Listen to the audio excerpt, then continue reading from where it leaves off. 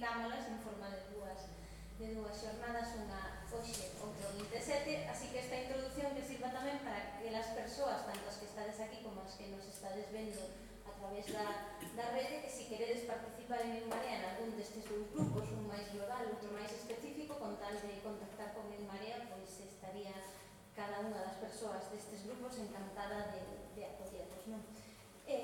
As xornadas falan sobre a renda básica universal, que é un debate global sobre o que en Marea debe tomar posición, pero tamén queremos enmarcadas na gravísima situación social galega, porque non é alleo os debates que temos sobre un tipo de prestación como esta a grave situación que temos no noso país xa previa a crise, pero agravada durante a crise na que se agravou a desigualdade.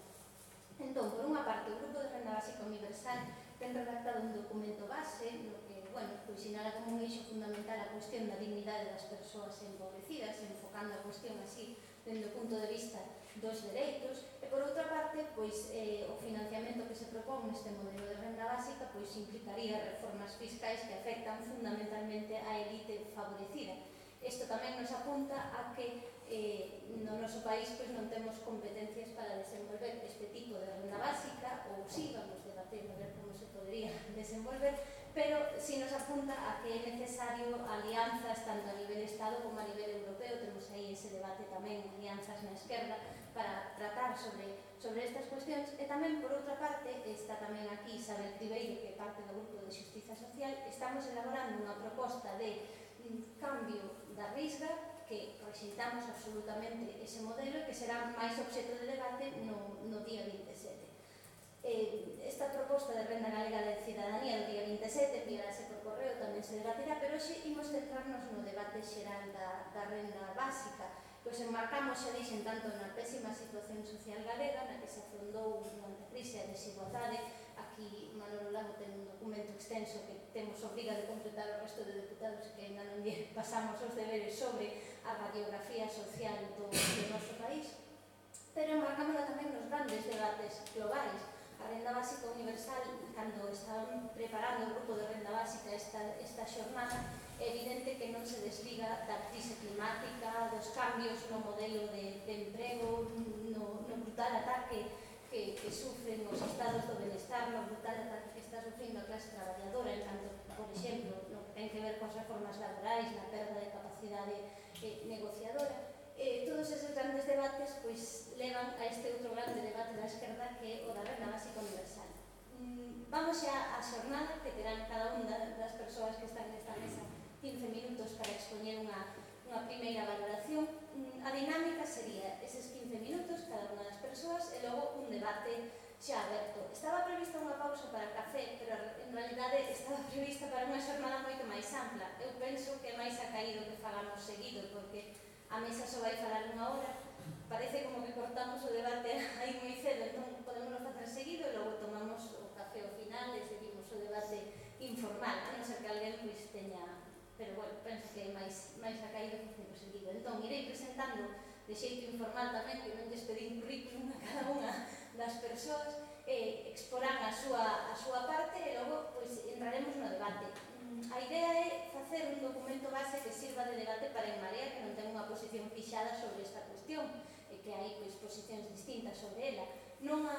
Pensamos en ambos grupos non levar a este plenario, que sería inminente, que sería xa dentro de apenas un mes e pouco, e pensalo para o plenario de verán, ter tempo para madurar as posturas tamén a nivel de base, nas localidades.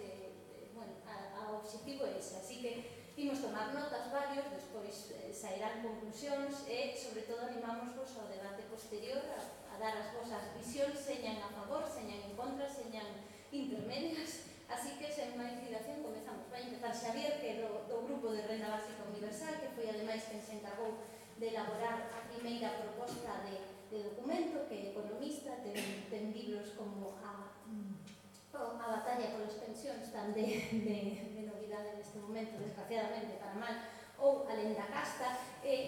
Por facer unha presentación informal de cada un, eu con Xavier atopeime nestes anos de 2012 de convulsións políticas, como nos atopando en distintos lugares e acabamos confluindo en Marea. Pode ser unha nova positiva que en Marea sirvan de receptáculo de todas aquelas persoas que levamos vagando por aí en distintos mares para chegar a un mar común, a ver que dá de sí este debate e esta empresa. E a ver se me das mar. Ben. Ben. Bo día. Como a miña primeira intervención, eu voume centrar en 3 aspectos que me parecen esenciais explicar sobre a nosa proposta de renda básica. Vou falar das principais características da renda básica universal, nos argumentos máis importantes a favor da renda básica e no financiamento. E vou seguir, pois, os textos do grupo Renta Básica, Artalós, Torrens, Domènech, etc., que son os que máis teñen traballado no Estado español sobre esta cuestión. Comezo polas características. Hai máis. Eu seleccionei 3 porque me parecen as máis importantes, as máis definitorias. Primeira, a incondicionalidade. Isto é moi importante, porque choca e contradictorio con toda a nosa programación mental. As prestacións son a resposta a unha exigencia, unha condición. A renda básica universal é incondicional. Non se lle pide a ninguén nin que sexa pobre, nin que sexa rico, nin nada, ninguna condición de ningún tipo. Só unha, a residencia ou a cidadanía. Entón, primeira característica moi importante da renda básica que propomos é incondicional. Desta incondicionalidade dedúcese outra característica moi relacionada, é universal. Percibiríana todas as persoas que vivan ou que acrediten a residencia. E terceira moi importante, a suficiencia. Se do que se trata é de combater a pobreza, a renda básica, o seu importe, debe ser suficiente para que ninguna persoa sexa pobre. E adoita establecerse, pois, segundo a definición europea do limiar de pobreza, que sería percibir uns ingresos por debaixo do 60% da renda media. Para o ano 2016, o importe da renda básica sería de 684 euros. Neste sentido, o grupo Renta Básica ofrece outras alternativas para establecer o importe nas que non me vou parar agora, se despois é interesante, farémolo no debate. Principais características da renda básica: incondicionalidade, universalidade e suficiencia. Principais argumentos, que hai máis, e no documento desenvolvense máis argumentos. Eu seleccionei 4. Primeiro, loita contra a pobreza e pola dignidade. Veremos despois, cando fale de financiamento, que o estar establecido o importe da renda básica no limiar de pobreza, se realmente se implantase, inmediatamente veríamos que desaparecería a pobreza tendencialmente na sociedade. Deixaría de haber persoas pobres. Por certo, que gran conquista moral que non houvese persoas pobres. Que gran conquista moral que ninguén volvese a pensar nunca na caridade, senón que pensásemos e nos recoñecésemos como seres humanos, libres e iguais. Por lo tanto, ten moito que ver tamén coa dignidade. Ken Loach aprendeunos a ver polos ollos das persoas excluídas da sociedade, persoas que son sometidas a un escrutinio, a unha lupa, a que non nos someten as persoas, voume calificar así, as persoas de orde incluídas. As pobres e os pobres deberían ter tanta dignidade como a nós. Non deberían ter que abrir o seu fogar a ninguén. Non deberían estar sometidas e sometidos a ningún escrutinio. Segundo argumento a prol da renda básica: axuda a emancipación das mulleres. En todas as sociedades que existen neste planeta chamada Terra, en todas, as mulleres traballan moitas máis horas que os homes, perciben menores ingresos e posúen moito menos patrimonio.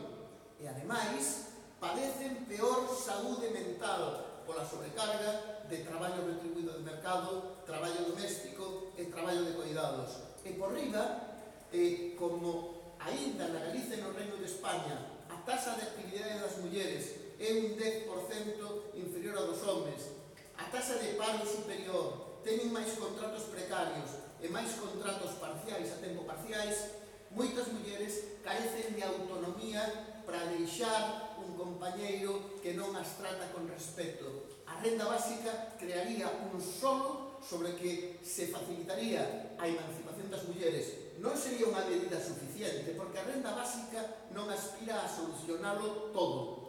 Só aspira a poñer as bases materiais para solucionar algunos problemas importantes.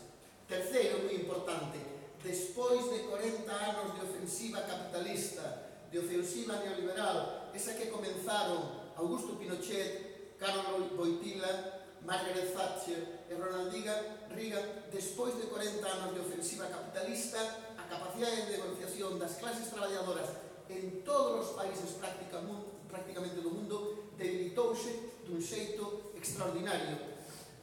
A principal medida de disciplinamento da clase traballadora é a taxa de paro. A renda básica, e así a definen Arcarós, Domènech, etc., crearía unha especie de xigantesca caixa de resistencia para as persoas traballadoras, que, por certo, as persoas que vivimos de vender a nosa forza de traballo somos máis do 80% das persoas que vivimos nesta sociedade. Por lo tanto, inmediatamente permitiría a moitas persoas dicir, con esas condicións non traballo. E non como agora estou disposta ou disposto a traballar en calquera condicións porque non teño alternativa. E por último, un argumento importante a favor da renda básica: evita a trampa do paro e a pobreza.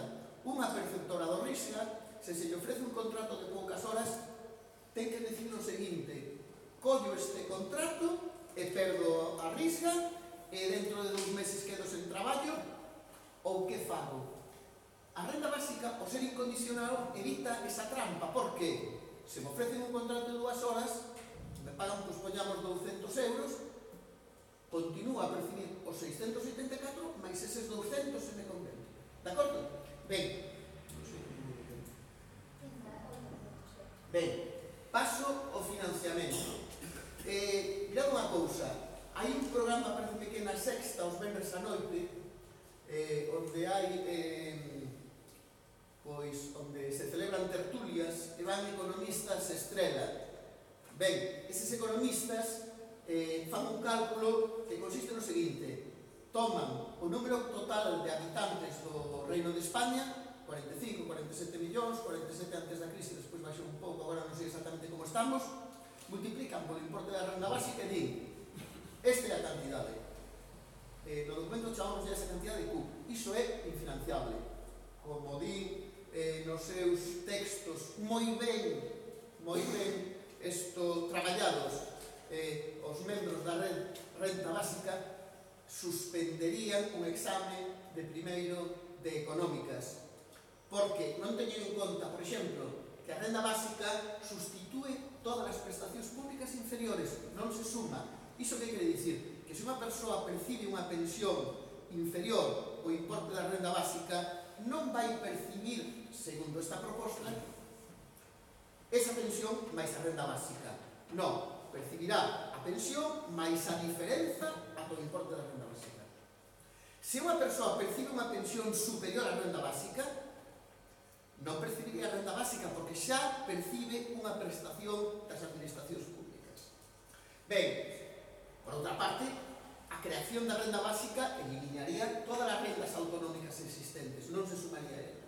E por último, e isto é o máis importante, a proposta de renda básica vai acompañada dunha proposta de reforma moi profunda, moi fonda do imposto sobre a renda das persoas físicas, e acompañada dun estudo moi detallado.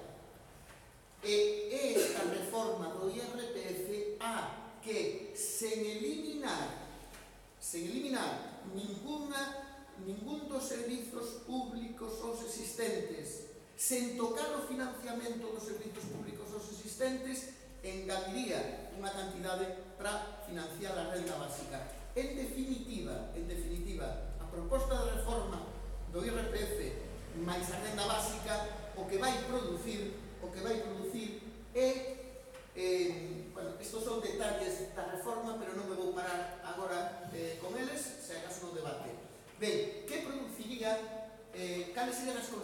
consecuencias da combinación da renda básica máis a reforma do IRPF. Pois unha enorme de redistribución da riqueza dos máis ricos, do 20% de maiores ingresos ao 80% dos menores ingresos, aproximadamente un 3,4% do PIB. Como dixen antes, eliminaría inmediatamente a pobreza.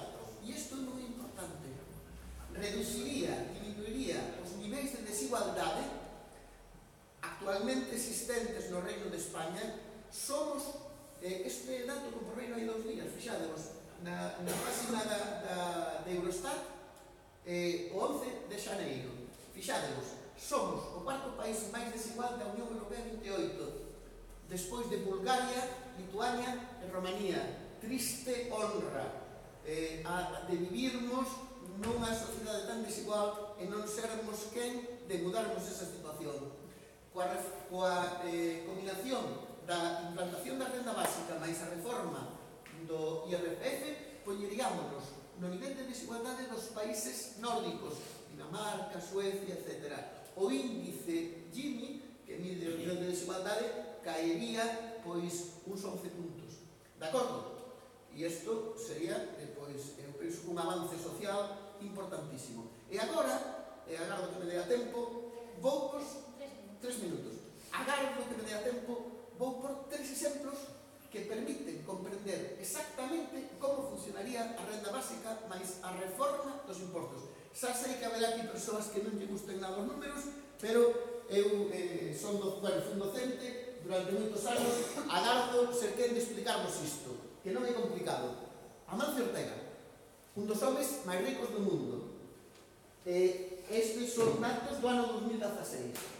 Tivo uns ingresos de 675 millóns de euros. Pagou o IRPF 216 millóns. E quedaronlle para él 459 millóns de euros, que non está nada mal. E a Facenda, a galega e a estatal, ingresou 216 millóns de euros. E entón aquí ven, dicimos, dende logo, se implantamos a renda básica, Amancio Ortega vai cobrar a renda básica. E cando nos di, ou seja, que imos pagar impostos para que cobre a renda básica Amancio Ortega. Pois sí que son desprogresistas. Bueno, entón mirade. Aquí ponemos 4 ceros, pero como cobra a renda básica, sustituimos estes 4 ceros por 7.471 euros. Amancio Ortega é máis rico grazas aos pagos que propomos a renda básica. Pero atención, como vai combinado cunha reforma do IRPF, pasaría de pagar 216 millóns de euros de impostos a pagar 330 millóns. Pagaría case 115 millóns máis de euros. Quen financia a renda básica? Pois os Amancio Ortega. Os Amancio Ortega. Cobraría a renda básica e pagaría moito máis en impostos. E agora, collamos o caso dunha persoa empobrecida. Antes da renda básica, é moi doado analizar o seu balance contable porque 0, 0, 0, 0, 0, 0, 0. Non cobra nada, non paga impostos, nada. Que lle pasaría coa renda básica? Cobraría a renda básica, non pagaría nada de impostos e a súa situación melloraría en 7.471 euros. De acordo? E aí sí que tería un custo para as administracións públicas. Cal sería o custo? 7.471 euros. E entón, e agora imos entender, eu penso xa perfectamente como funciona isto, que lle pagaría ese 7.471 euros a Amancio Ortega? Collemos o incremento de impostos, só o incremento, porque o resto do que pagaba é para pagar a sanidade, a educación, etc. O incremento de impostos. Dividimos entre o imposto da renda básica, Amancio Ortega pagaría máis de 15.000 rendas básicas. Ben, creo que xa me queda moi pouquiño. Xa está? Xa está.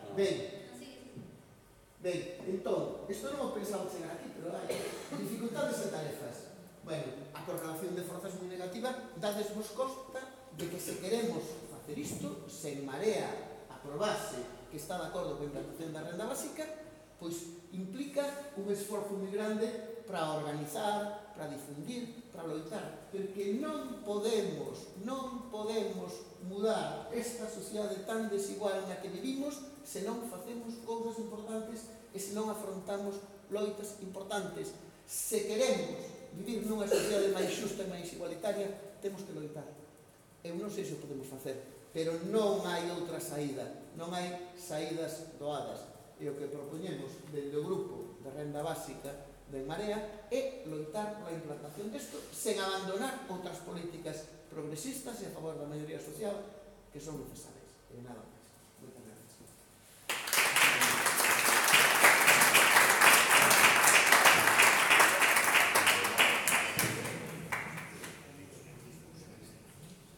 Pois moitas gracias pola exposición e polo xeito de dar de facela. Toca e agora, falando de loitar, unha das cousas que temos claro que María non por iso deixamos de estar nela, por iso, porque hai que loitar, hai que ter unha loita social, e aquí pois sírveme de introducción para Eva López, que é educadora social, e que a imaxe que teño dela no grupo de Xustiza Social é sempre pois a utopía e a esperanza e as ganas que nos transmite de formular propostas mesmo que señan utópicas, porque a utopía, como dicía Galeano, se dá de camiñar, non? Ademais, é educadora social, queremos esa perspectiva no debate da renda universal, é unha profesión que na actualidade é fundamental.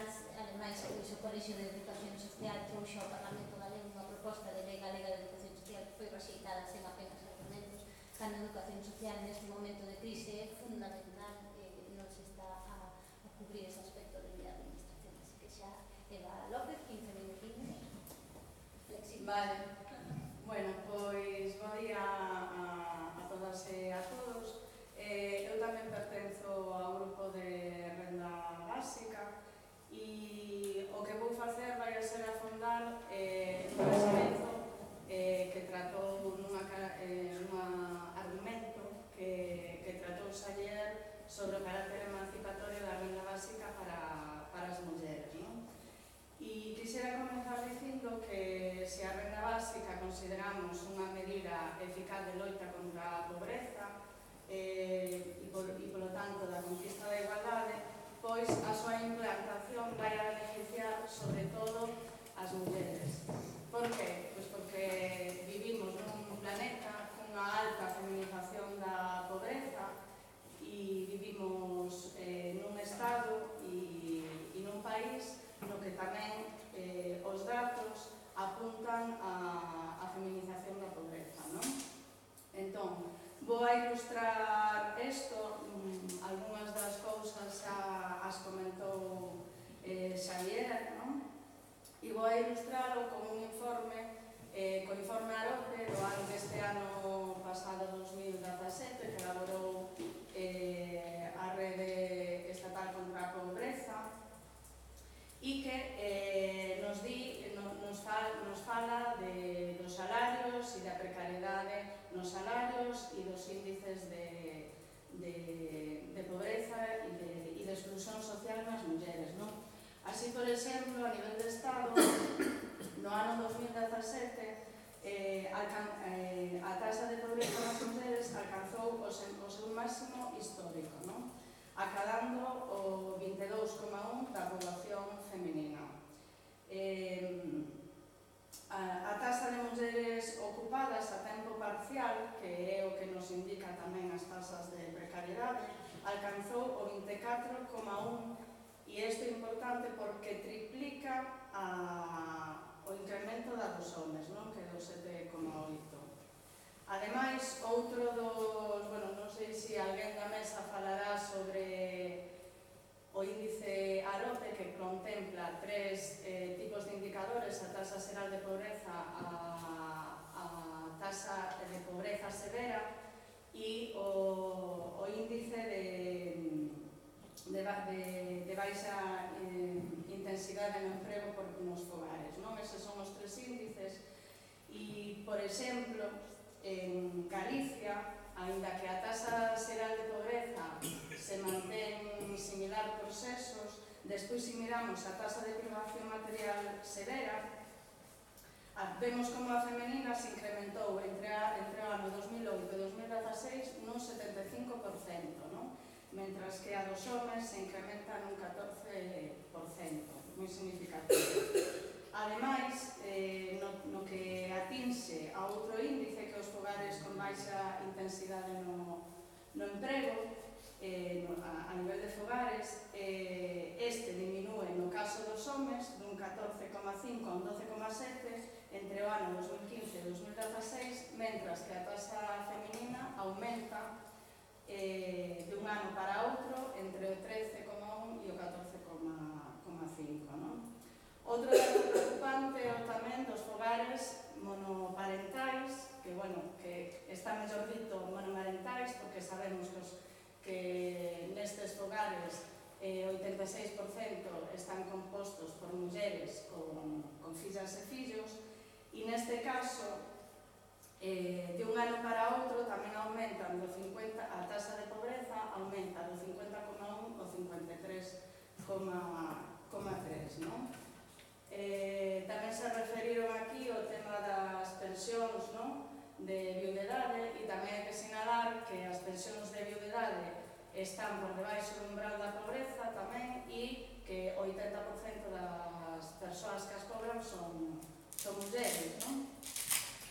Estes son os datos do informe Arope, pero ainda fai 2 días ou un día en Praza saíron datos do Instituto Galego de Estadística que veñen tamén a confirmar estes datos, non? E falan dun aumento dos salarios na clase alta dun 5,2, mentres que descenden nun 10% os das persoas pobres, non?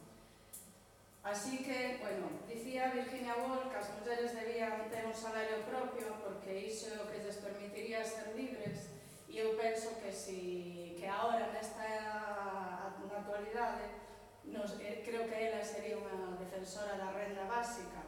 Aos que estamos no grupo non nos gusta moito o tema utilizar o termo de salario, porque vai moi ligado ao concepto de traballo, e o traballo, hai moito traballo non remunerado, non?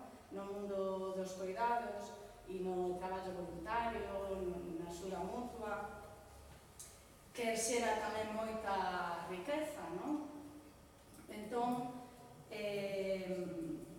non nos gusta este término, pero por eso falamos sempre da renda básica como un ingreso mínimo, como un importe mínimo, non? Pero analizar a renda básica desde a perspectiva de xénero supón tamén falar non só de pobreza económica, sino ir máis alá e ver que incidencia ou como vai afectar isto a transformación social das relacións de xénero, non? E, é dicir, na promoción de cambios nos modelos de socialización infantil e juvenil, na ocupación das posicións e tempos de poder por parte das mulleres e na responsabilización dos homes nas tarefas de cuidado, non? Como decíamos antes, non consideramos que a renda básica por si sola vaya a poder acabar con séculos de patriarcado, pero sí que pode poñer a semente para que se vayan dando cambios, non? E isto por qué? Porque ao conseguir con este ingreso mínimo ter unha cuantía suficiente para atender as necesidades básicas, que son as de comer, vestir, alimentarnos, non? Que pensamos que para poder facer eso non se necesita, como decía Xavier, ningún requisito, ningún condicionante, solo polo feito de ser persoas xa deberíamos ter dereito, mas no mundo que vivimos tecnolóxico, que non falamos, pero que seguro que sabe este debate tamén, pois eso permitiría ás mulleres ter esa seguridade fundamentalmente para 3 cousas, non creo eu. Primeiro, nos permitiría ter unha sensación de liberdade, de tranquilidade e de benestar, tanto a hora de buscar un emprego como a hora de acceder a él, de negociar as condicións acoso laboral, de malas condicións económicas, etc. Por outra parte, bueno, aquí tamén teño que decir que no feminismo hai un debate tamén, non, sobre si a renda básica vai a supoñer realmente ese carácter emancipatorio ou si, por outra banda, hai sectores do feminismo que pensan que esta posibilidade, esta liberdade a hora de escoller, non, digamos, os traballos, o que van a facer a relegarnos de novo as mulleres ao mundo do fogar, non? Esa é unha das críticas que se lle fai. Eu non estou de acordo con esa crítica porque penso que xa houve evolución suficiente nas mulleres como para ahora aceptar volver atrás. Evidentemente que hai colectivos que sufren en maior medida a situacións de desigualdade e de violencia, pero por regla xeral, digamos, non creo que xa avanzamos suficiente como para volver a situarnos aí. Bueno, sí. Bueno, por outro lado, o tema da independencia económica e da non subordinación, non, nas relacións de parella e de convivencia a home no aspecto económico. Ese é un aspecto clave da violencia machista na actualidade, das situacións de desigualdade, e creo que a renda básica nos permitiría construir as relacións noutro marco, noutra posición de poder e noutro rol para as mulleres, rachando coas situacións de violencia dunha forma moito máis áxil, sin trabas burocráticas, sin tramitación de prestacións e, sobre todo, sin victimización, non? E sin culpabilización. Bueno, porque aquí quería destacar tamén algo que para min é tamén fundamental. Xavier decía as 3 características da renda básica que le parecían importantes. A min, que sexe individual me parece moi importante, e me parece moi importante tamén para a Risga.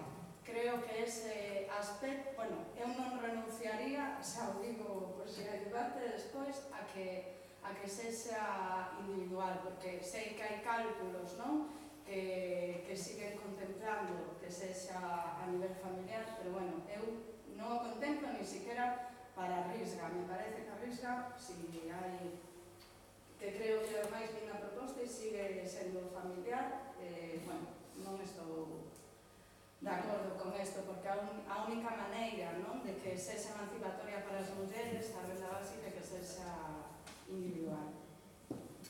E, por último, xa, porque sempre que xa teño que ir matando, pero non me queda alguna cousa, pero bueno, da igual, que queda, sea para debate, senón. Pero nos permitiría tamén a renda básica as mulleres ocupar máis espacios de transformación política e outro reparto dos tempos diferentes, porque ademais aínda non saiu o tema, pero tamén iría asociada a unha reducción das xornadas de traballo e dos tempos de traballo remunerado, non?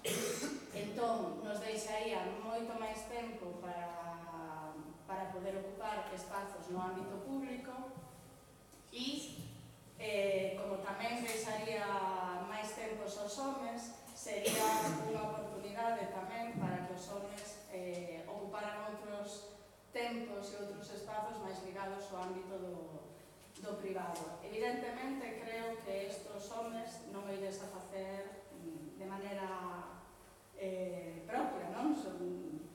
Porque costa, non? Ou é máis que estamos acomodados, non? Nunha sociedade onde xa os estereotipos están moi fixados, e entón penso que solamente na medida en que as mulleres vayamos ocupando espacios de poder, os homes van a ir corresponsabilizándose nos espazos dos cuidados. Isto non quere decir que as mulleres renunciemos tampouco aos espazos de cuidado, porque creo que o que queremos é compartilos, porque o consideramos un valor, non? E neste sentido, penso que iríamos cara a unha valorización progresiva do mundo dos coidados. Evidentemente, como xa decía antes, sería necesario complementar a proposta de renda básica con outras medidas, non? Como coa súa extensión e co seu aumento, como son o sistema, como son o tema dos permisos de paternidade, o tema das cotas, o teletraballo, o equilibrio nos salarios, as reducións de xornadas e, sobre todo, tamén a educación en igualdade, porque penso que co tema dos recortes tamén se eliminaron un montón de programas no ámbito da igualdade e no ámbito da educación, e creo que a educación en igualdade vai a ser clave tamén para a erradicación da violencia de xénero e para conseguir unha sociedade máis equitativa a nivel de xénero, non só en centros educativos, sino tamén en actividades extraescolares, a nivel familiar, etc. E penso que é importante que a renda básica se implante desde a esquerda e desde partidos progresistas como En Marea, porque vai a ser a única maneira de garantir que a renda básica vaya acompañada destas outras medidas que acompañarían para conseguir realmente esa transformación social das relacións de xénero e esa sociedade máis feminista, non? Ou feminista, directamente. E, bueno, nada, despois, se queredes, podemos afondar porque hai máis críticas desde o feminismo, tamén desde algúns sectores a renda básica, e despois podemos seguir. Nada máis, gracias.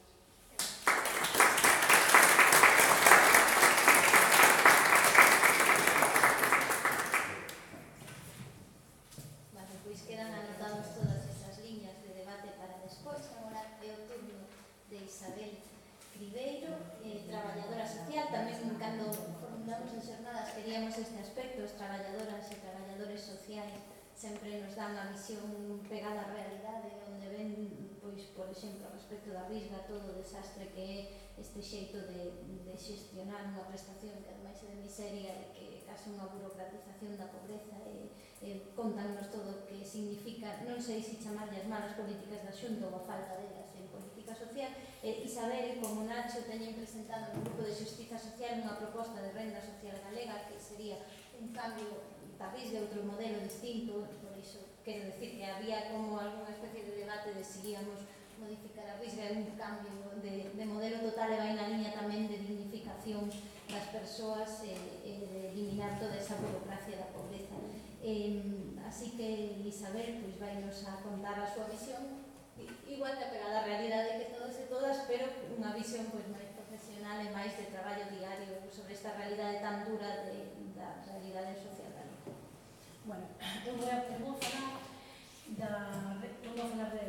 da nova proposta da Risga, porque iso queda para outra xornada, pero vou falar da relación da renda básica coa política social, cos servizos sociais e como consecuencia disso co traballo social en canto a profesión. Entonces, decir que unha das ideas clave do Estado do Benestar era garantizar os mínimos materiais para o conxunto da población. Históricamente, este objetivo se canalizaba a través do emprego e das prestacións que emanaban del, que eran as prestacións por desemprego e as pensións contributivas. Que pasa? Que coa precarización laboral, o paro estrutural como consecuencia da crise económica, todas estas garantías e empregos están totalmente debilitadas. A protección social é cada vez peor. Non hai emprego para todos e moito do que hai é precario e mal pagado. A crise o que nos mostrou foi o esgotamento dos dispositivos tradicionais de protección social que xa non son válidos. E as novas medidas conxunturais que se puxeron en marcha, como podemos ver, son claramente insuficientes. Eu non vou a parar a pormenorizadas, porque non é esa a finalidade, non? Pero son claramente insuficientes. Vemos cada día nos medios de comunicación. Que consecuencia trae isto? Porque cada vez son máis os colectivos que quedan total ou parcialmente a marxe da protección social. A crise non é só unha crise económica, é un cambio de época. É dicir, non vamos a volver ao que había antes da crise. O cambio se está a dar como algo parecido ao que pasou na Revolución Industrial.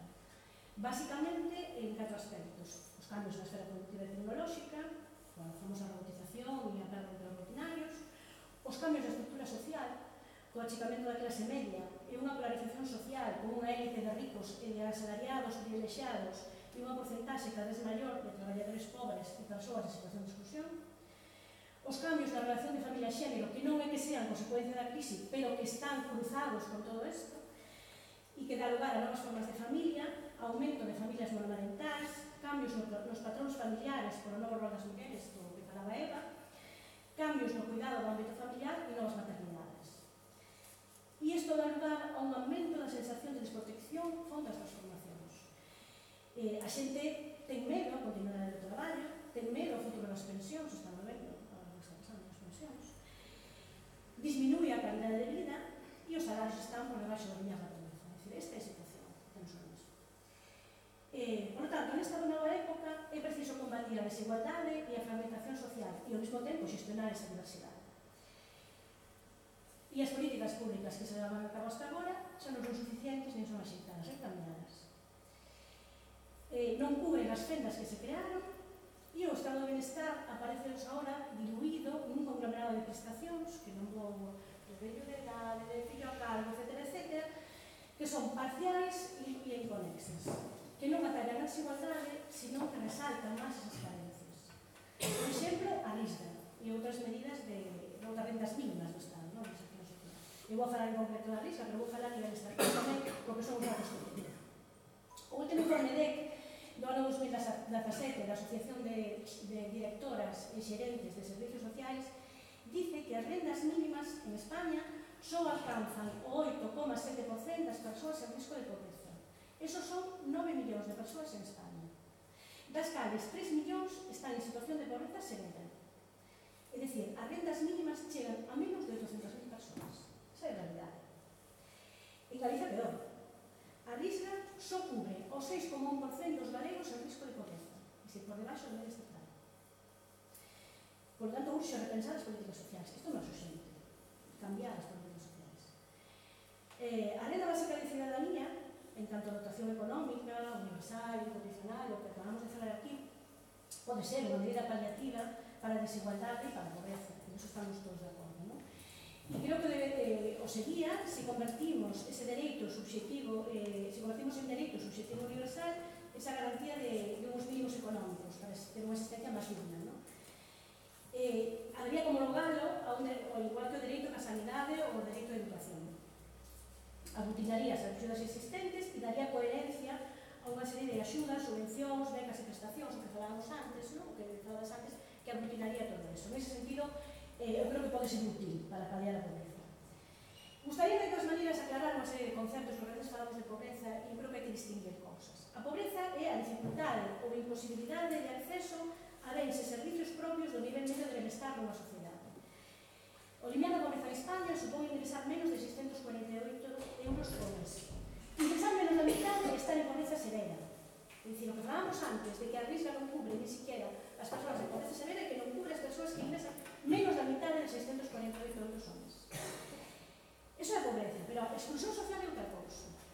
A exclusión social é a perda de integración ou participación dunha persoa na sociedade por falta de ingresos, por ausencia de redes familiares ou sociais, por discapacidade, por carencia de vivenda, carencia de protección social, acceso a saúde, educación ou factores combinados, que normalmente están combinados, non ven un solo. As persoas excluídas combinan varios tipos de factores. É dicir, unha persoa pode ser pobre, pero non ten por que estar excluída. Normalmente as persoas excluídas tamén son pobres. E logo hai outro concepto que agora está cada vez máis amplio, afecta cada vez máis persoas, é o concepto de vulnerabilidade. A vulnerabilidade está entre integración e exclusión e vai ligado á precariedade social e laboral. As persoas que están nesta situación teñen dereitos formais, pero non poden exercerlos. Por que non poden exercerlos? Porque non teñen cidadanía plena. É dicir, estas persoas non morren de frío, pero non poden defender a calefacción. Estas persoas non morren de fame, pero non comen peixe nin carne habitualmente. Estas persoas teñen dereito a sanidade, pero mellor non poden pagar todos os medicamentos que lles dá o médico porque non poden pagar a porcentaxe ou non entran na seguridade social. É dicir, este colectivo está aumentando. Está aumentando porque a maioría dos traballos precarizados dan lugar a que as persoas sexan vulnerables e aumenten este colectivo. O sistema de protección social non está preparado para proteger estes traballadores pobres. por iso hai que cambiar. A renta básica sería unha maneira de facerlo, non? E tería unha incidencia real nestas persoas vulnerables e en situación de exclusión. Pero non acabaría cos programas sociais, non nos engañamos. É dicir, sería un revulsivo para cambiar a política social e para disminuir a pobreza, pero ni acabaría coa pobreza ni acabaría cos programas sociais. Isto en canto a este aspecto. En canto aos servicios sociais e aos traballadores sociais, bueno, dicir primeiro que os servicios sociais non teñen como objetivo acabar coa pobreza, porque a veces isto se confunde. Coa pobreza acaban as políticas económicas. Os servicios sociais teñen como objetivo a conseguir que as persoas sean, digamos, gobernen a súa propia vida, pero o feito de que non acaben coa pobreza non quere decir que esta situación de pobreza non repercuta nos servicios sociais, repercute e moito. A nosa intervención social vese condicionada por esta situación de pobreza. Por qué? Porque as persoas que están en situación de pobreza están sometidas a un gran nivel de estrés por a situación económica. Teñen máis conflitos familiares, teñen desemprego, sufren discriminación, son situacións sobre as que elas non teñen control. Isto causa grandes problemas, como depresión, ansiedade, adiccións, dificultades académicas, e esta situación se transmite aos fillos. Falei un pouco despois de arganza a poder. E ocasiona despois comportamentos de agresividade, trastornos, falta de información, etc. As traballadoras sociais e o personal que traballa en servicios sociais, non só traballadoras sociais, sino as psicólogas e demás, traballamos desde a motivación para o cambio. Pero como lle podemos pedir a unha persoa que teña motivación para o cambio, que entregue as súas habilidades, que teña capacidades, que traballe sobre autoestima, que esté motivada para ordenar a súa vida, se non ten para comer? O sea, ten para comer, pero está no límite. É dicir, non lle pedimos pedir motivación para o cambio se non chega a final de mes. Casi imposible facerlo. Pois eso nos dificulta. Esa situación nos dificulta o noso traballo, ya que non se responsabilidade directa dos servicios sociais. Por renta básica, para nós, sería máis doado traballar en moderar as persoas. Non vai a ser a panacea, pero nos facilitaría a intervención social. En ese sentido sería beneficioso. E decíamos que iba a falar da tardanza da pobreza, porque non foi un elemento claro. A pobreza en España é estrutural, non é nova. Desde os anos 80, sin duda, non me vou a meter en estos economistas que han que mí, non? E está agravada por as escasas políticas sociais non vinculadas ao emprego. E, además, con estas políticas sociais teñen un enfoque asistencialista que o que fai é culpabilizar máis a persoa que a situación de pobreza.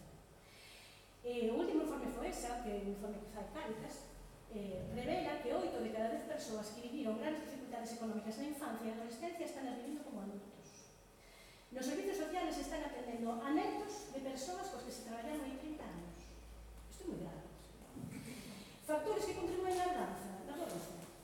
Pois, o nivel de estudos, a situación laboral, a ocupación e a renda. É dicir, a existencia dunha fonte de ingresos estable e determinada. As rendas mínimas de inserción nin acabaron con esta situación nin a disminuíron perceptiblemente. Se uniron a algo, pero non o suficiente para modificar algo. Por tanto, para paliar esta herdanza son precisos, recomenda o informe FOESA, varios cambios. As políticas de vivenda, os servizos de saúde, os servizos educativos para familias, as medidas de conciliación e uns ingresos estables. É dicir, a renta básica evitaría un dos factores de risco. Habería que abordar os outros, pero un dos factores de risco. Non solucionaría os temas de exclusión. Respecto a risgas, sí me gustaría decir tamén alguna cousa máis concreta. As políticas de garantía de ingresos, como a risga, son medidas e instrumentos que están orientados a integrar no mercado de traballo a persoas perceptoras de prestacións económicas, destas prestacións, non? No mercado de traballo e máis socialmente. Pero partían, o que decíamos antes, partían do presuposto de que o emprego era a maneira de acceder a estes créditos ciudadanos. Pero isto, como estamos vendo, pois xa non é posible. É dicir, o marco precarizado xa non garantiza esta integración, nin o benestar de moitas persoas nunha etapa de incertidumbre e flexibilización como a que estamos vivindo, non? Flexibilización do emprego e demás. Por lo tanto, nesta nova etapa, o emprego xa non é todo, xa non é a única forma de inclusión social. É preciso buscar outras formas de socialización cultural e política. A renta básica, coa renta básica, o desemprego, por lo tanto, eu creo, que o que decía antes, e non estou de acordo, non se vería como un castigo, é dicir, se vería como un período en que ti podes facer outras actividades que poden ser creativas, satisfactorias ou de utilidade social. O emprego sería unha modalidade de traballo. E existirían outras, como traballo voluntario, cívico, que decíamos antes, doméstico, de cuidados, que históricamente había as mulleres, pois non o valoraban, e agora está ben, que se proponen os homens e que non empezan a valorar, e tamén incido neste aspecto. Coa renta básica, estas novas formas de traballo poderían empezar a ser atractivas para toda a sociedade. E son igual necesarias para o funcionamento social. O funcionamento social non será só con as cuestiones de emprego. Estas son importantísimas. Por tanto, eu creo que a renta básica habría que enfocala como non sustituta do emprego, ni como posto a emprego, sino no dereito ao traballo, sino como un revulsivo para mellorar esas condicións laborais, como algo complementario do emprego. ¿No? Gustaría tamén falar, porque algo que saiu aquí do desfilón, pero algo que nos achaca moito ao servicio social, do tema da burocracia, ¿no?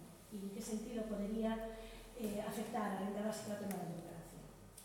Bueno, o traballo social é unha profesión que está ligada ao desenvolvemento do estado de bienestar e dos servicios sociais desde que se implantaron os tempos dos 70. Esta forte burocratización dos servicios sociais fan que moitas compañeiras, moitas traballadoras sociais, teñamos que dedicar unha porcentaxe moi elevada do noso tempo a xestión dos recursos, fundamentalmente económicos, e entre eles a risca. Se nos pasa unha parte moi importante do tempo en comprobar requisitos, recibir documentación, cubrir formularios e, unha vez concedida, ver que se gasta xeitadamente, porque iso é o que dixe aí. E nós somos asalariados e temos que cumprir ese traballo. A burocratización ten ventaxas, evidentemente, non vamos aquí a falar en contra dela, porque defendeu a universalidade frente aos particularismos e porque garantiza a eficacia e eficiencia dun sistema que é racional e que está estandarizado. Pero ten o inconveniente de que, cando existe un número excesivo de normas, estas normas obstruen o comportamento normal das persoas e ocasionan un estilo de relación cos cidadáns que xera pasividade, dependencia e certa sumisión, que é un dos grandes problemas que temos agora nas sociedades. O sistema pretende que nós vixiemos, corrixamos, castiguemos as persoas que este mismo sistema exclúe, ¿no? E que iso o que está acontecendo. E este aumento da burocracia está prexudicando as persoas en situación de exclusión e reforzando ese proceso de culpabilización das mesmas. É algo moi negativo. Alguns profesionais asumen este rol, porque a veces non queren máis remedio, se queren seguir traballando. Pero a maioría de nós queremos recuperar o sentido da nosa profesión e neste sentido a renta básica tamén nos axudaría a recuperar este sentido, porque nos aforraría moito traballo de xestión, non só da renta básica, sino da risga, sino de outras prestacións que quedarían englobadas porque serían menores que isto. Entonces, que ventaxas tería, como resumo xa? Tería a renta básica para o traballo social e para os servicios sociais. Primeiro, daría seguridade económica ás persoas que carecen de protección social e da protección social que proporciona o emprego, que falábamos antes, ¿no? Parados e traballadores precarios. Aminoraría o estrés e o risco de enfermedade mental das persoas por a inseguridade financiera, porque non tenían que preocuparse de cubrir as súas necesidades básicas. Repercutiría positivamente nos menores a cargo e aumentaría a súa calidad de vida. Disminuiría a fractura social. Evitaría, de certa maneira, a estigmatización que vai ligada a todo este tipo de prestacións, porque os perceptores da risga teñen que demostrar que están excluídos, que están en situación de exclusión para poder entrar e percibir a cuantía. Por lo tanto, digamos que deixarían de estar marcados como excluídos, porque isto é unha marca. As traballadoras sociais non teríamos que exercer tanto de controladores das vidas das persoas, perceptoras e das súas familias. Sería o que dicen antes, sería un dereito individual, non un beneficio social.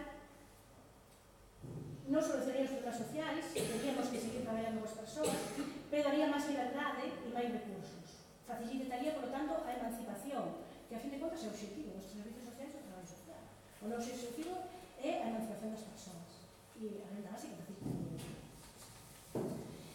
Eu teño aquí, pero bueno, non creo que sea... Tiña aquí, desaparecerían os bancos de alimentos, entidades caritativas que non acaban coa pobreza, pero que estigmatizan, pero bueno, non sei se desaparecerían, por lo menos, ao mellor eran menos, non? En Galicia, vamos, non vou meter en profundidade isto, pero creo que é algo importante, eu creo que en Galicia axudaría a evitar o despoblamiento do rural. E eu creo que é algo claro. E as traballadoras sociais poderíamos dedicar máis tempo a cambiar a realidade desde o cotidiano, que é a nosa función, é dicir, dentro do acompañamento das persoas e dentro da integración. Os problemas se viven individualmente, pero se solucionan na familia e na comunidade. Temos moito que facer desde os servicios sociais, temos que cambiar toda esta política social. Frente a esta sociedade diversa, con un risco de illamento persoal e de desarraigo, temos que poner o foco no ámbito relacional e a renta básica facilitaríanos volver a esas orixes, a intervención comunitaria, a apoiar as persoas no centro, a apostar polo público e polo que é común. Para iso, para que se Eu creo, desde a miña perspectiva, que para que isto ocurra, ten que haber un achegamento realista á renda básica, con propostas viables, económica, social, técnica e políticamente, porque isto hai que facelo a nivel estatal, non hai competencias autonómicas. E tal como está a situación política, en fin, un momento máis. É dicir, as cosas hai que facer unha proposta seria. Por iso creo, non sei de crear falsas expectativas, non? Por iso creo que non é unha proposta, eu creo nela, e son partidaria da renda básica, pero creo que non é unha proposta a corto plazo, que é unha proposta a medio plazo. E creo que ahora mismo é máis urxente cambiar a risca, porque o resto hai que facelo, hai que traballalo, hai que ir cambiando mentalidades, hai que ir cambiando, concienciando a sociedade, pero creo que ahora mismo urxente é cambiar a risca, porque é unha cosa increíble que está pasando. E tamén hai que ir poñendo as bases para poñer en marcha a renta básica, que eu son totalmente partidaria. Creo que vai ser viable a medio plazo. E creo que vai depender de un factor importantísimo, que son as experiencias piloto que se están facendo en Barcelona, en Helsinki e en Utrecht, que puxo en marcha a Unión Europea. Creo que isto vai xogar un papel importante, desde o meu punto de vista. E bueno, deixo aquí, despois se queres debatimos máis, e nada máis.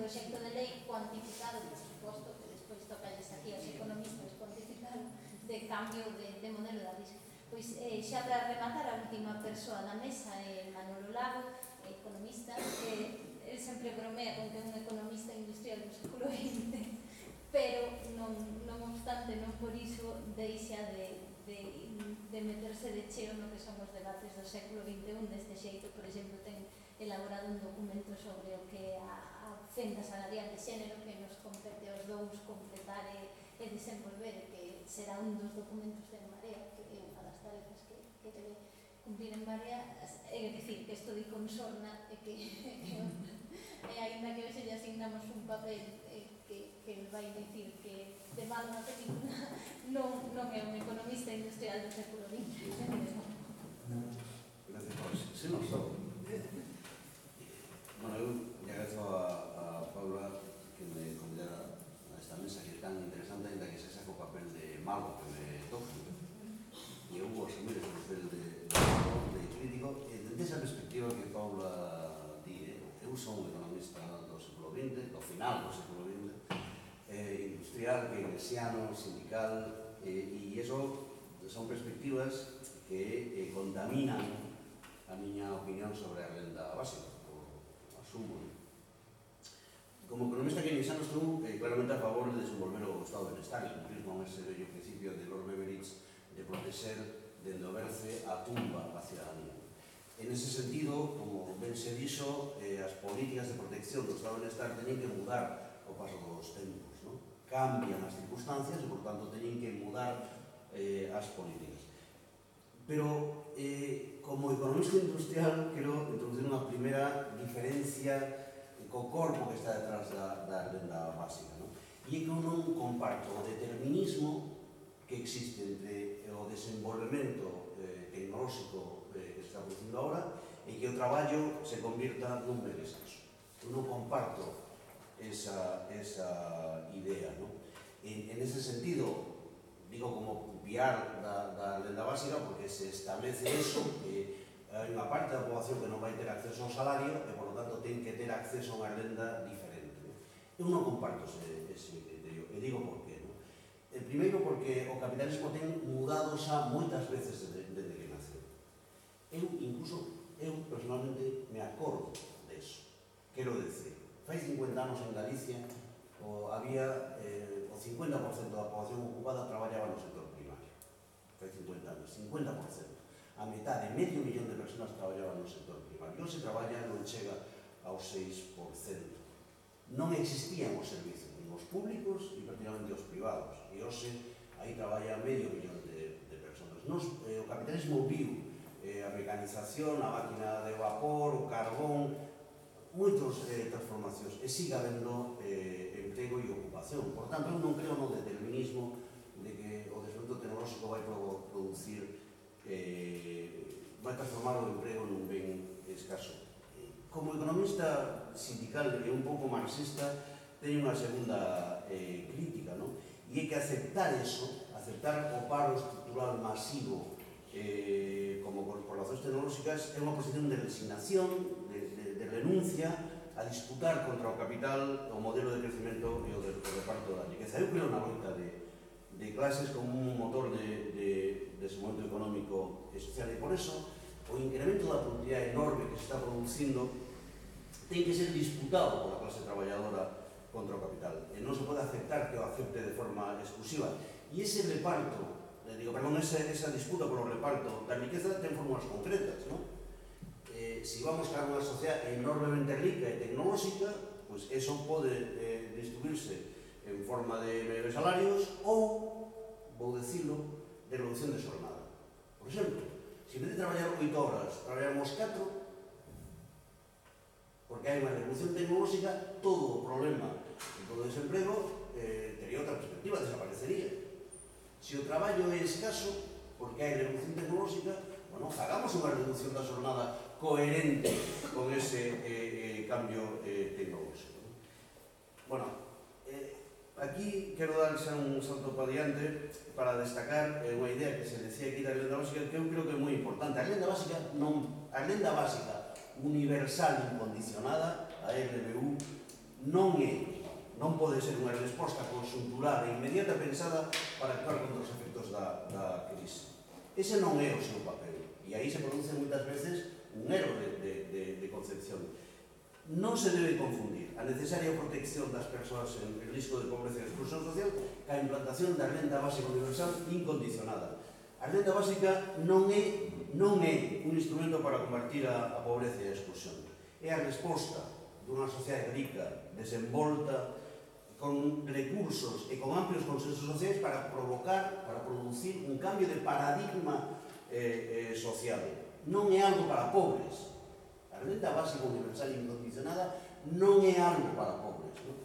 É unha transformación do modelo social, das condicións de vida de traballo e da interrelación entre como traballamos e como vivimos. E aquí nace, gustoume moito a tua aportación, a miña terceira crítica, non? O risco de que unha proposta tan ambiciosa, de tan largo recorrido, agoche a urxencia extrema na que estamos de adoptar medidas inmediatas para proteger a todas as persoas que realmente están en situación de pobreza e en termos de exclusión social. Como moi ben se decía na primeira intervención que eu comparto, a RBU a cobraríamos todos, a recibiríamos todos os que non teñen nin emprego nin ingresos como os que sí os temos, non? E eu o comparto, pero a realidade é que existen diferentes niveis de urxencia. É menos urxente que un profesor de medias reciba a renda básica, é menos urxente que unha clienta dos servicios do RISGA teña unha prestación decente. É menos urxente, a miña opinión, non? E iso creo que implica cal deben ser as nosas prioridades. Eu creo que a nosa prioridade ten que ser mellorar a protección das persoas. Se enxeron aquí, pero tamén quero decir algúns datos. En España hai 635.000 hogares, 35.000 nenes de Galicia que non teñen ingresos. Son 1,5 millón de persoas. Eso hai que actuar xa. En España hai 2 millóns de persoas en desemprego que non cobran prestación. 2 millóns de personas sin traballo e sin prestación. O temos 3 millóns de pensionistas que están por debaixo de 500 euros mensuais. A maioría mulleres cobrando pensións de viudez, non? Eso ten origen desa solución neoliberal que naceu con Thatcher, Reagan, Boitila e el dictador Pinochet, que xera unha bolsa de pobreza na que caben as persoas que non teñen traballo nin protección, pero tamén as persoas con salarios e pensións tan baixos que os convirten en traballadores pobres. Eu tamén son un economista político e, por lo tanto, creo que a nosa prioridade ten que ser combater a desigualdade, a precariedade e a pobreza laboral e social crecente, defendendo a mellora das prestacións que xa existen, ao mesmo tempo que definimos novos instrumentos e mecanismos para adaptarse aos cambios sociais, demográficos que se están producindo. Eu, nese sentido, considero que a renda básica é unha utopía necesaria que está ao final do camiño, un camiño que ten que ir avanzando con pasos concretos. Combater o neoliberalismo, as políticas de recortes, a austeridade compulsiva, ten que ser un eixe central da nosa acción política social, da nosa confrontación co poder económico institucional, da crítica ao goberno central e a Xunta de Galicia. Un debate sobre todas estas, un debate técnico centrado na renda básica que deixe, aínda que fora por un minuto, abandonado este combate real e concreto hoxe contra o capital e un regalo que nós non lle podemos facer a dereita. Eu, nese sentido, vou ir aterrando un pouco máis, o que propoño, a miña proposta, é unha estrategia gradual. Eso que se coñece como unha mancha de aceite, que asegure un ingreso mínimo para todas as persoas e que se vaya ampliando cada vez máis ata que teña como final chegar á renda básica universal incondicionada. O volvo a decir, para min a LBU é unha utopía necesaria que debe servir de guía a unha estrategia de asegurar ingresos para todas as persoas. Pero hai que empezar xa polos que non poden traballar para poder chegar logo a proteger, a darlle unha renta aos que podendo traballar non desexan facelo ou polo menos non desexan facelo nunha fase concreta da súa vida. Vou meterme agora na parte máis complicada. Eu defendo este proceso gradual por un elemento fundamental para un economista formado no último cuarto do século pasado, que é a restricción orzamental.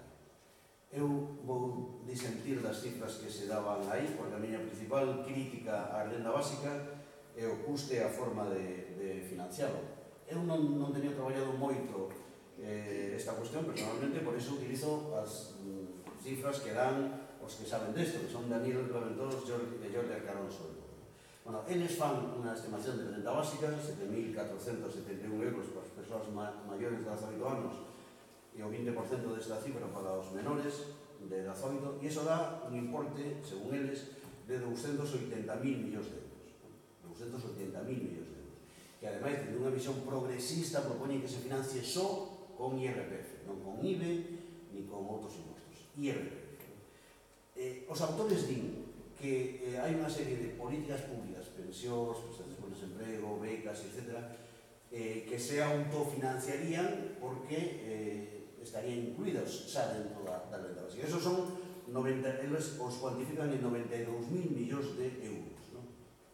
Por lo tanto, se a renda básica custa 280.000 millóns de euros e subsumaría 92.000 millóns de euros que xa estamos gastando, habería que financiar un neto de 188.000 millóns de euros cada ano, que ten que salir da recaudación da renta. 188.000 millóns de euros.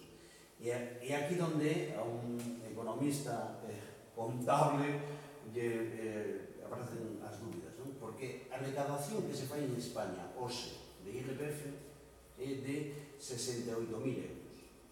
Estamos falando de pasar de unha recaudación de 68.000 euros a unha recaudación de 280.000 euros.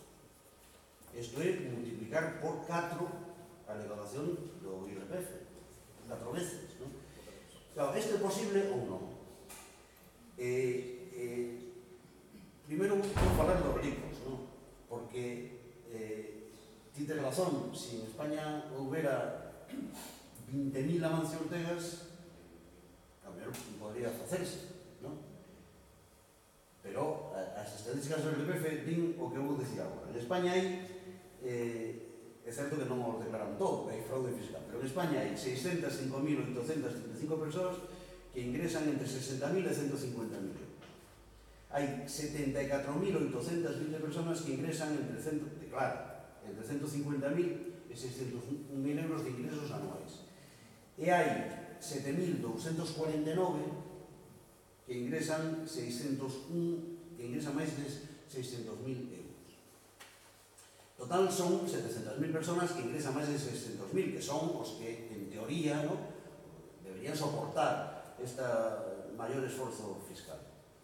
Cal é o problema?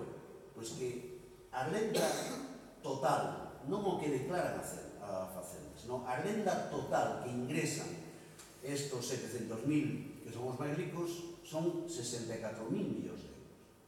Ainda que nos quedáramos co 100% da súa renda, volvo a decir, esta é a renda, non a declaración a Facenda, que nos quedaron con todos os ingresos, teríamos un tercio con todos os ingresos, non con eso de avances, sino todo. E agora deixando que o plates en termos xerais, non? Os ingresos que recibe a xente, según as declaracións de Facenda, toda a renda nacional española, chamamos renda nacional, é de 400.000 millóns de euros. Os ingresos das persoas en España é de 400.000 millóns de euros. Desos 400.000 millóns de euros, co insusto e ineficiente sistema fiscal español que hai, recaudamos 68.000 millóns. 400.000 millóns de renda, recaudamos 68.000 millóns. A proposta de renda básica, tal como está plantexada, é recaudar 280.000 millóns de euros. Son unha renta total de 400.000. Eu creo que aí hai un problema. Porque eu creo que non é financiable nese sentido. Bueno, logo da crítica, quero rematar a miña intervención unha concreción desa estrategia gradualista que eu defendo. Hai que avanzar nese camiño da renda básica universal, que se corresponde con países ricos. A renda básica universal é algo propio de Suiza, de Noruega, de Finlandia. Non é algo propio para os pobres de Marruecos. A renda básica universal é unha construcción, como foi as pensións no seu momento. A renda básica é unha construcción de sociedade rica para mudar o seu modelo de traballar e de vivir. Esta é a idea. Non é a actuación inmediata contra a pobreza.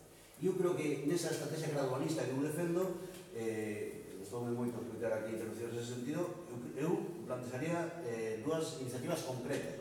Primeiro, hai que transformar as rendas de inserción social das comunidades autónomas, para convertilas nun programa de protección ás persoas en risco de pobreza extrema. Hoxe, no Estado español, agás, si sacamos o País Vasco, que ten unha experiencia maravillosa, en toda España se gastan en risgas 1.400 millóns de euros. Desos 1.400, 450 son en Euskadi.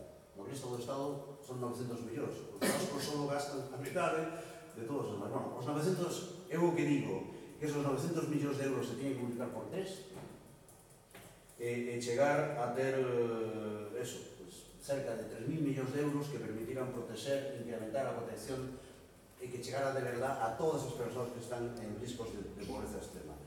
3.000, 4.000 millóns de euros en ese plan, eso é absolutamente asumible polo IRPF. Segundo, como son un economista sindical e laboral, eu creo que hai un camiño de protección que é efectivamente as persoas que queren traballar e non poden facer. Está a pobreza extrema e tamén está a necesidade de mudar o modelo de protección por desemprego. Aí hai unha proposta presentada polos sindicatos de incrementar en 11.000 millóns de euros o gasto en prestacións por desemprego, o que permitiría incrementar a cobertura de prestación para 2,5 millóns de persoas. Remato, antes que Paula me quite a palabra, eu creo que a renda básica universal é unha utopía necesaria que que a construcción lóxica dun país xusto, desenvolto, rico, con medios e con grandes consensos sociais, que igual que se construíron cousas que parecían imposibles de tener, como as prestacións por desemprego ou o sistema público de pensións, que fai uns anos se considera que eso é imposible de construir, eso tamén será posible construir. E que nós temos que presentar unha proposta que en estrategia de mancha de aceite empece por ir protexendo as persoas excluídas, protexendo as persoas que queren traballar e non poden traballar e non teñen ingresos, para ir subindo hasta que de verdad se poda construir ese modelo de renda básica universal incondicionada na que eu estou de acordo.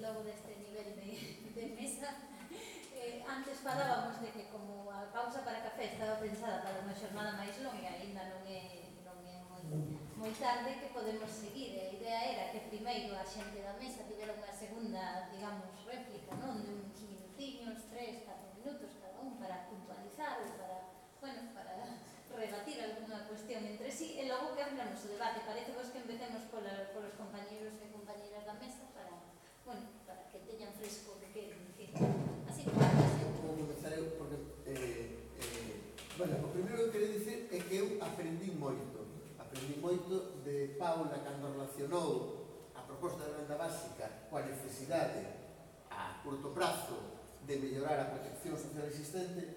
Aprendí moito de Eva cando relacionou a proposta de renda básica coa emancipación das mulleres. Aprendí moito de Isabel cando expuso como que se conecta a renda básica coa... non se oi? Sí, Javier. Disculpade. Digo que aprendí moito de Isabel cando relacionou a renda básica. Agora sí? Sí. Vale. Pois... No, é un tema meu. Quería poñer unha cousa aquí. Cando eu creo que fiz unha exposición magistral dos problemas da protección social, que era coñece perfectamente, e aprendí moito de Manuel, que trae moi preparada a súa intervención. E o que sí vou contestar ou dialogar con Manuel, pero necesitaba que aquí aparecese a pantalla. Sí. Ben, primeira cuestión mentre non aparece a pantalla. Estou totalmente de acordo con Manuel Lago no seguinte: necesitamos contestar o capitalismo. É unha idea que intento introducir en todas as minhas intervencións públicas. Despois de 40 anos de ofensiva capitalista, xa non podemos estar indignadas e indignados. Eso é unha ingenuidade. Necesitamos poder. A maioría social que vive do seu traballo ten que aspirar a ter poder. E ter poder é nacionalizar a enerxía e a banca. Eu penso que con menos diso seguiremos recuando sempre. O traballo será cada vez máis precario e continuará esa concentración da riqueza total que fai que debamos falar xa dunha sociedade feudal, dun novo feudalismo. Agora ben, e agora vou aos números. Eu penso que, non sei se me cuestiono un poquinho, pero eu penso que é necesario para que o debate non sexa superficial. Vou explicar como está elaborada a proposta do grupo Renda Básica. Existen 3 estudos sobre o financiamento da renda básica. Un para Guipúzcoa, outro para a Comunidade Autónoma de Cataluña e outro para o conxunto do Reino de España, Agás, Euskadi e Nafarroa. Por que Agás, Euskadi e Nafarroa? Porque teñen o réxime foral propio. Como realizaron Arcalós, Raventós, etc. o estudo? Colleron unha mostra de 2 millóns de declaracións de IRPF da Axencia Tributaria é unha mostra que calquera estatística consideraría moi representativa. E a partir de aí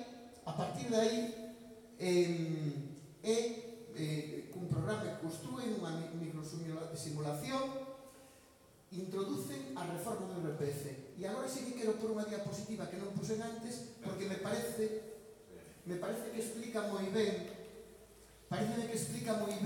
por que é erróneo ese cálculo, Manolo, por que é erróneo ese cálculo. Aí. Sí, pero non se ve, espera, que se desconectou son un niño, problema técnico. A tecnoloxía. A tecnoloxía falla en el resultado.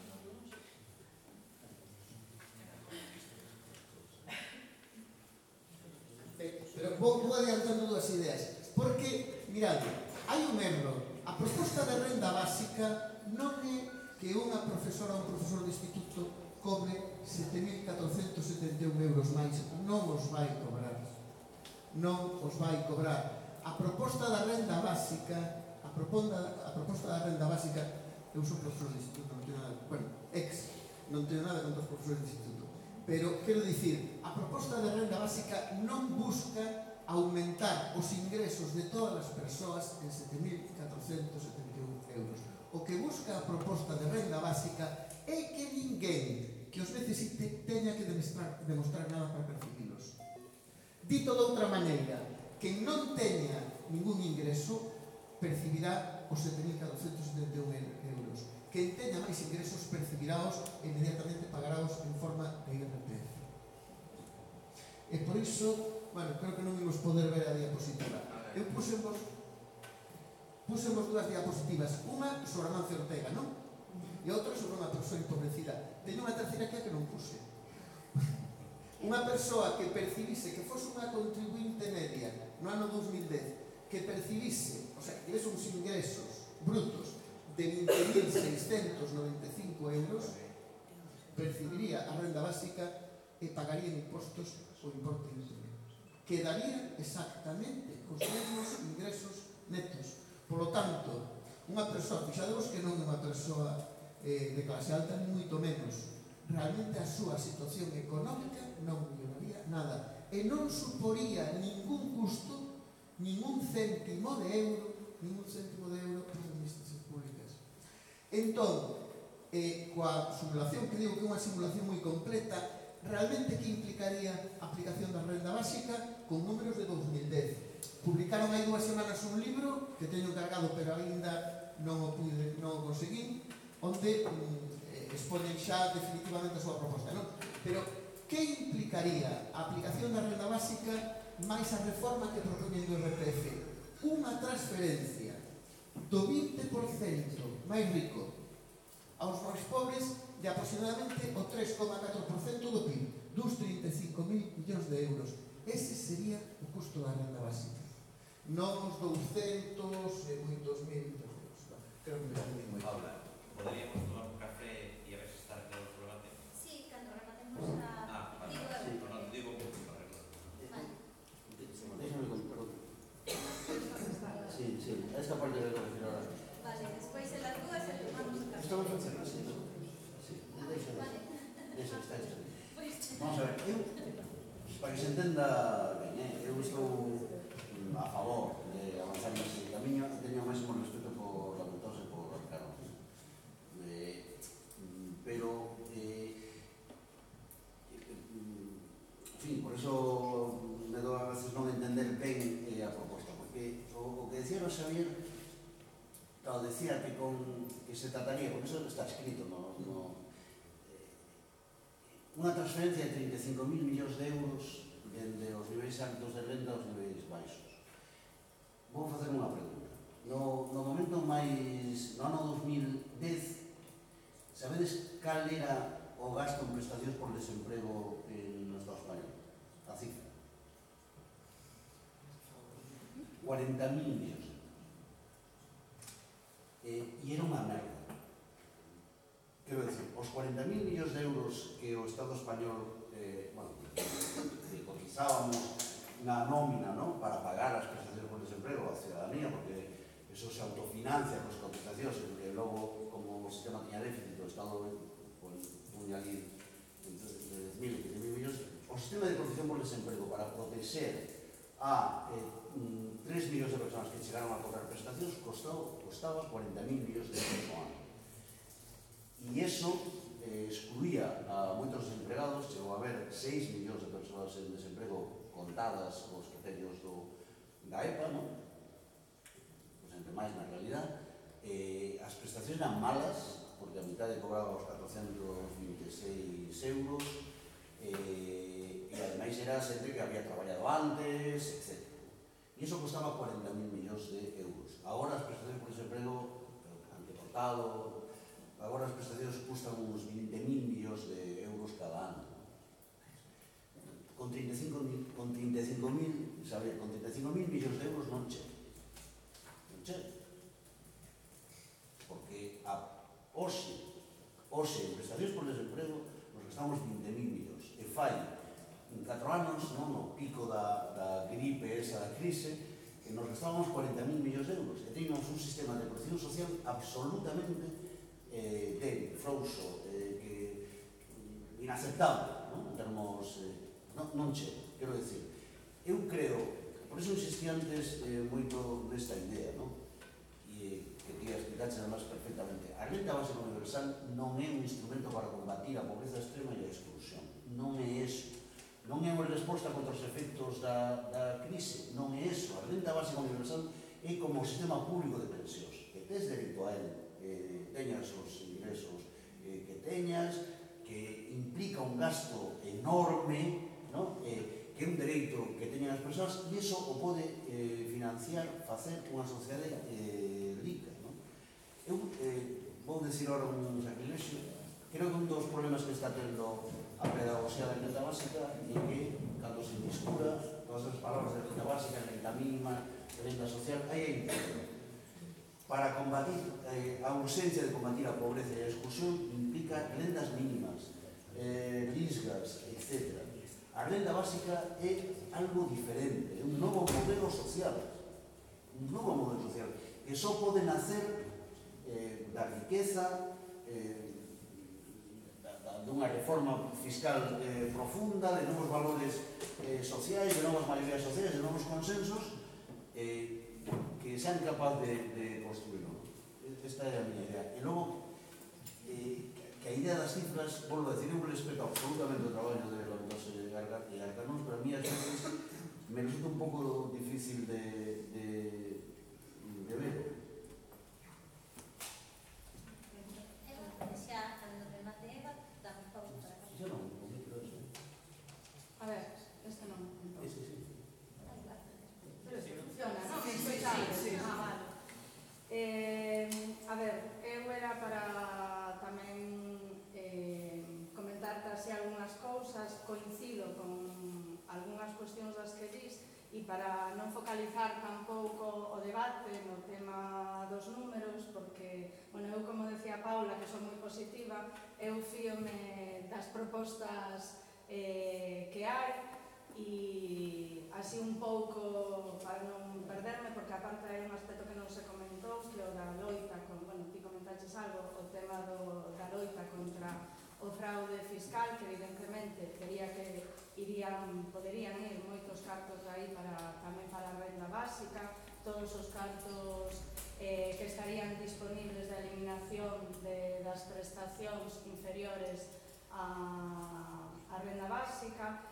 Pero bueno, quería comentar tamén sobre este determinismo que decías ti que había entre o desenvolvemento tecnolóxico e o traballo como ben escaso, e que eso como que non nos tiñamos que acostumbrar a resignar contra na idea dun paro estrutural. Eu creo que, bueno, evidentemente é clarísima a perda de postos, non só a perda, a precarización tamén dos postos de traballo, ao mesmo tempo que penso, e estou de acordo tamén, xa o dixen antes, con que a proposta teria que ir unida a unha reducción das jornadas de traballo, e neste sentido en estender o gallar, con unha reducción a mitad das jornadas de traballo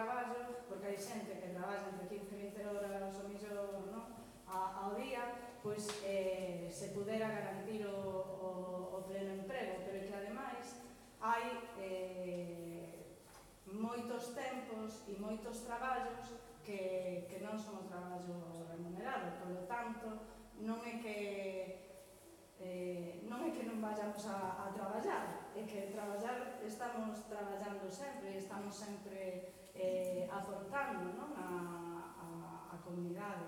Entón, non vexo esa resignación, o sea, eso como algo negativo, sino ao revés, por eso como algo positivo na disposición de tempos para dedicarlle máis á construción da comunidade, non? Na aportación de propostas. E despois, coincido tamén en que podería haber unha implantación gradual. Eu non estou de acordo.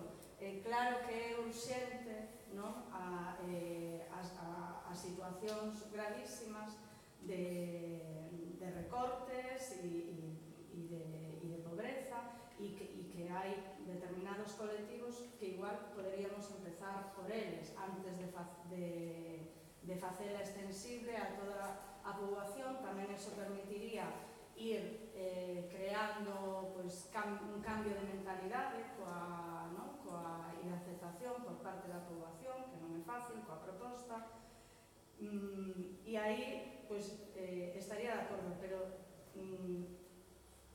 hai moitas outras cuestións que eu creo que sí son urxentes e que se poden cambiar, non? Como o que decía antes de que sea individual, de que non sexa condicionada. Eso pódese cambiar, non sei por que aí pódese facer, non? E eu creo que eso contribuiría xa, iría moito máis xa na idea da renda básica. Entón, facemos pausa para café. Son as 12:05, tiñamos hasta as 12:30 posto, pero bueno, se empezades a vir antes, así empezamos as 12:30. Dinos con una hora. Estaba para as 10:30 e comenzamos nas 10:30. Agora estaba para as 12:30, creo que dá tempo. Ás 12:30 comenzamos. 12:30 en punto. Un cuarto que teño que marchar.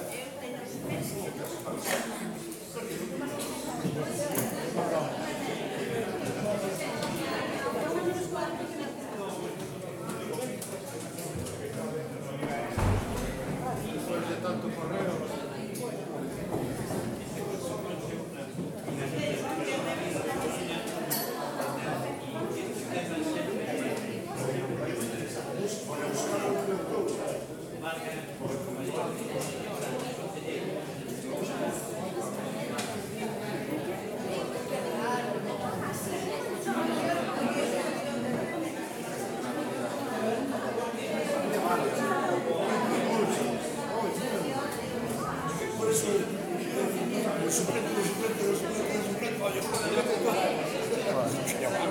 Ejército de suplente de suplente. No es tan suplente del suplente. Sí. Hasta que la graficación de la lectura muy estable. Un pueblo musulmán. La importaron una boca básicamente al año siguiente. Pero puedo decir que no es economista a secas. Lo que pasa es que